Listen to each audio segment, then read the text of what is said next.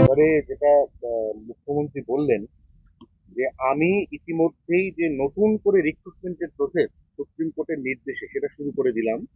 শিক্ষা দপ্তরকে চিঠি পাঠিয়ে দিলাম, স্কুল সার্ভিস কমিশনকেও পাঠিয়ে দিলাম। আমি বলে দিয়েছি নির্দেশের মান্যতা দিতে এবং নতুন ভাবে নিয়োগ করতে। দেখুন, উনি তো বলে দেন, কিন্তু কোনো কাজই হয় না। হাইকোর্টে যখন ওনারা হেরেছিলেন, বড় মুখ করে সুপ্রিম কোর্টে গেছিলেন। তো হাইকোর্ট আর সুপ্রিম কোর্টের থাপ্পড় খেতে খেতে পুরো দুটো গালই এখন লাল হয়ে গেছে, যাওয়ার রাস্তা নেই।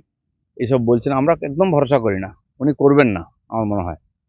আর যদি হয়, কিসের আধারে এগুলো হবে? কি প্রমাণ আছে? সমস্ত লোপাট করা হয়েছে। এই যে 26,000-এর চাকরি গেল, তারা তো সবাই দোষী নয়, সবাই টাকা দিয়ে চাকরি পেয়েছে এরকম নয়। যারা যোগ্য তারা কি অপরাধ করেছিল? এবার তো তাদেরকে ঘটিবাটি বিক্রি করতে হবে কোর্টের নির্দেশ মানতে গেলে। অথচ যারা এই অপরাধটা করেছে, তাদের কাছ থেকে টাকা নিয়েছে, সেই লোকগুলো কি আদৌ কোনোদিন শাস্তি পাবে? মমতা ব্যানার্জি এখনো বড় বড় কথা বলছেন, বিজেপিকে দোষ দিচ্ছেন, অন্য কাউকে দোষ দিচ্ছেন। যে মুখ্যমন্ত্রী পুরো সরকারের রন্ধ্রে রন্ধ্রে দুর্নীতি, পার্টির নেতা থেকে সরকারি কর্মচারী সবাই দুর্নীতির সঙ্গে যুক্ত, মন্ত্রীরা যুক্ত, তিনি কি করে বড় বড় কথা বলেন? পশ্চিমবাংলার মানুষ যারা লাইন দিয়ে 500 টাকা আর অনুদান নিয়ে জীবন বেঁচে থাকতে হয়, তারা একাধবার ভুল করে ভোট দিয়েছেন। আমি জানি না এবারে 500 টাকা বা 1000 টাকার বিনিময়ে লোকে এই দুর্নীতিগ্রস্ত সরকারকে ভোট দেবে কিনা, কিন্তু অপরাধী যারা এবং সরকারে বসে আছে যারা, তাদের অবশ্যই সাজা পাওয়ার দরকার আছে।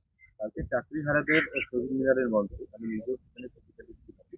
তাদের বক্তব্য হচ্ছে যে বিকাশ রঞ্জন ভট্টাচার্য তাদের ক্ষতি করে গেছেন, তৃণমূল সরকার তো ক্ষতি করেইছেন, এবং আপনার নাম করে, শুভেন্দু অধিকারীর নাম করে, সুকান্ত মজুমদারের নাম করে তারা বলেছেন যে এই 26,000 লাশের ওপর দিয়ে আপনারা 26 সালে ক্ষমতায় আসবেন।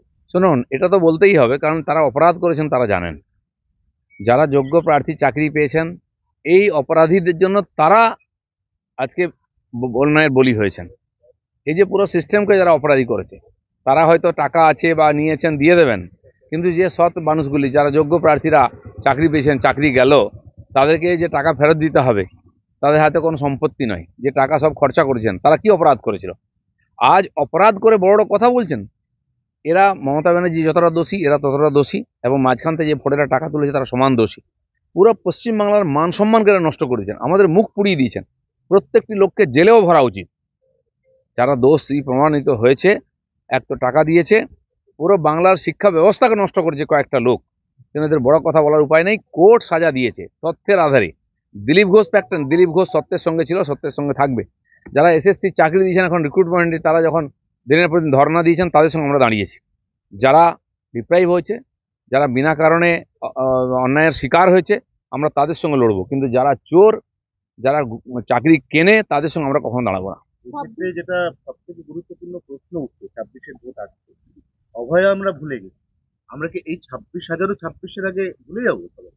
দেখুন, মানুষের স্মৃতি তো ছোট, মানুষকে এমন ভাবে এখানে চাপে রাখা হয়েছে, তার এদিক ওদিক তাকাবার মতো সময় নেই, অবস্থাও নেই। তাকে বেঁচে থাকার জন্য সংঘর্ষ করতে হয়। কিন্তু সারা বছর কোনো না কোনো এই সরকারের অকম্যা নীতি, অযোগ্যতা, অপরাধের জন্য আমাদেরকে আন্দোলন করতে হয়। চলতেই থাকবে, মানুষের স্মৃতিতে এগুলো সব থাকছে। আমার মনে হয় 26-এর ইলেকশনে তারা ভাববেন এটা, যে কতদিন এই পাপী সরকারকে মাথায় করে বয়ে বেড়াবেন।